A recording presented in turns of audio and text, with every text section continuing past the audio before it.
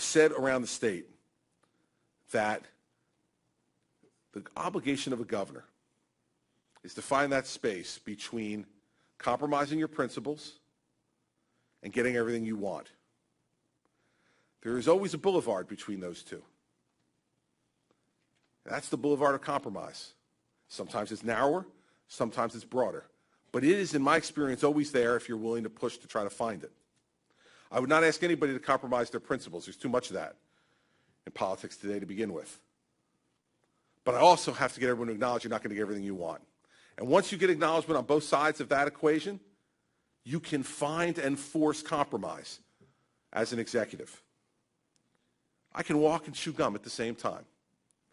Okay, I can fight with Democrats publicly and privately over issues of principle where we can't find compromise, and at the same time hold conversations with them on issues where we can find common ground and force that. This illusion that you see in this town that somehow that can't happen, it's not possible, it's just an excuse. It's an excuse of failed leadership by both parties. You have to be able to walk and chew gum at the same time. You have to be able to find compromise. People send us to these jobs to get things done. So, are people in New Jersey noticing? Well, I'd say this. The last public poll before Election Day in 2009, when asked that question, do you think your state is moving in the right direction or is it off on the wrong track? 19% of New Jerseyans said they thought the state was moving in the right direction. That's why I'm here. You're an incumbent with 19% right direction. It's going to be a tough day on Election Day. Now, in the last public poll, 53% of New Jerseyans believe their state's moving in the right direction. In that same poll, only 36% of New Jerseyans believe our country's moving in the right direction. They are discerning between two different approaches to government, the federal approach and the New Jersey approach. What I've just outlined for you is the New Jersey approach. It doesn't make every day a happy day. It doesn't make every day an easy day, for sure. But what people in New Jersey are seeing is their government is getting things done for them. And the state's getting better. 85,000 new private sector jobs since I've become governor. The best year in home sales this year in 2012 since 2007. Our best job growth year last year since 2000. We had a decade of joblessness in New Jersey. 2000 to 2009, we had zero net job growth in the private sector in New Jersey.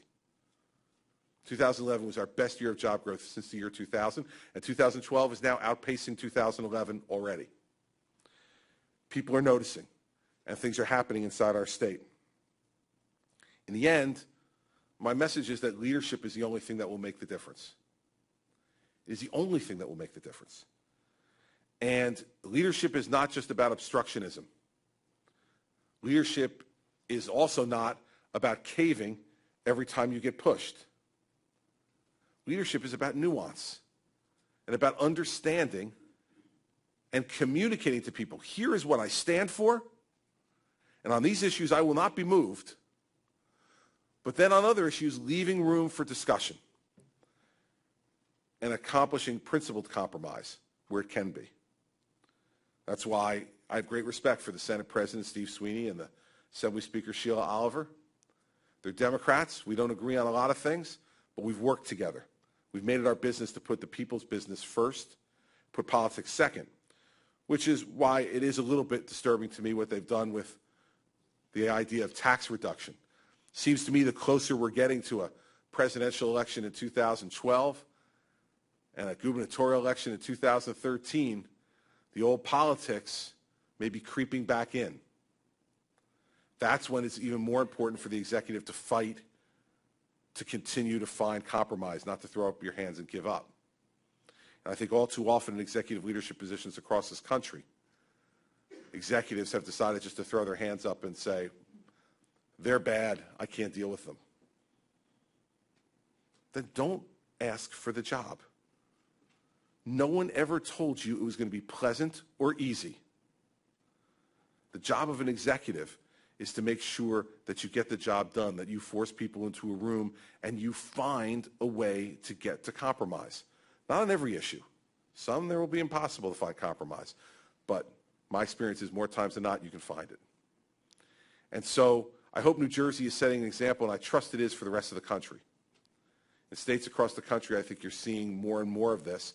And hopefully this infection of compromise will eventually spread here.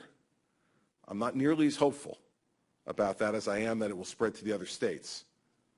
But we need to continue to talk about it. And that's why I'm here. I am coming to this place, not meaning Brookings, but Washington, D.C., because I want people to know that their government can work for them. But they need leaders who are willing to take risk. Risk with their own parties and risk with the public who votes for them. Because in the end, here's my philosophy and why, I have this reputation around the state and around the country, I guess now, of being pretty blunt and direct, and people wonder, like, where'd that come from?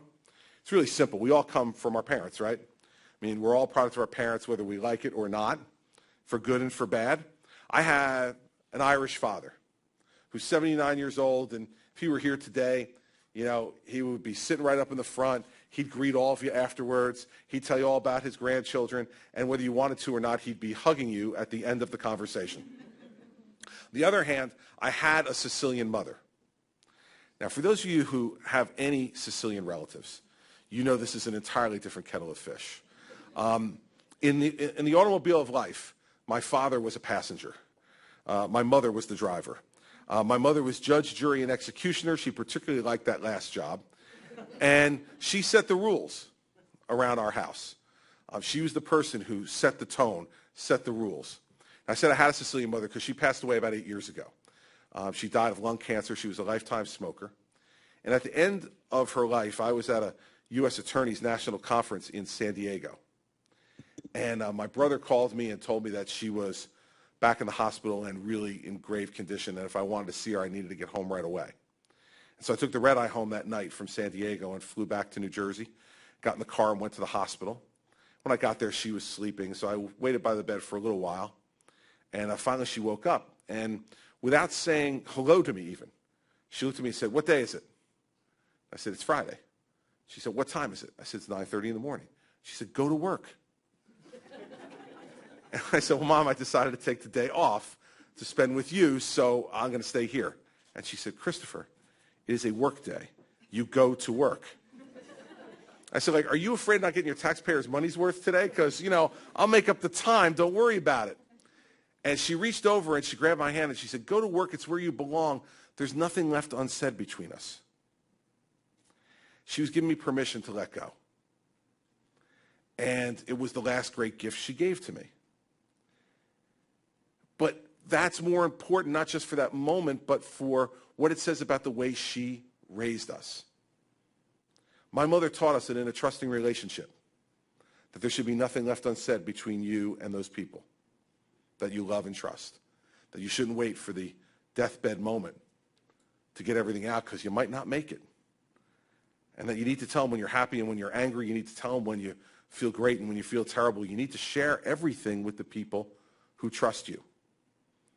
And I know that if my mother were still alive to see this circus that my life has become, that she would be saying the same thing to me. She would be saying, "Chris, these people trusted you to give you the most important job that they can give to anybody in New Jersey, to make them their governor.